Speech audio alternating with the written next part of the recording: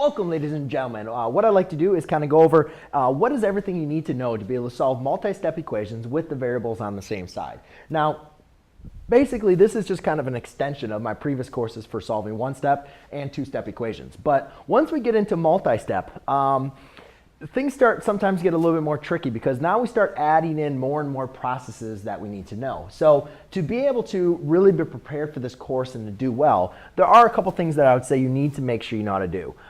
First and foremost is understand your one-step equations. And if you understand your one-step equations, then basically you understand inverse operations, right? If you have like 3x equals 12, then you divide by 3 on both sides. Knowing those inverse operations are very important.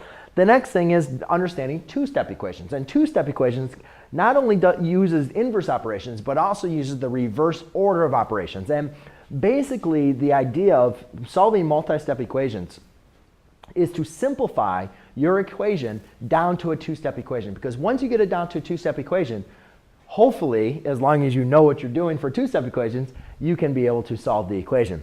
And lastly is to simplify an expression. Because basically, when we are trying to simplify an equation down to a two-step equation, we have to simplify one side or both of the sides. So it becomes very, very important to understand how to simplify an expression. You know, one side of an equation we can call an expression. So how do you simplify? How do you apply distributive property, right? How do you combine like terms? Knowing how to simplify by using the order of operations is become very, very important of a process that you're going to need to know when solving multi-step equations with the variable on the same side. Thanks.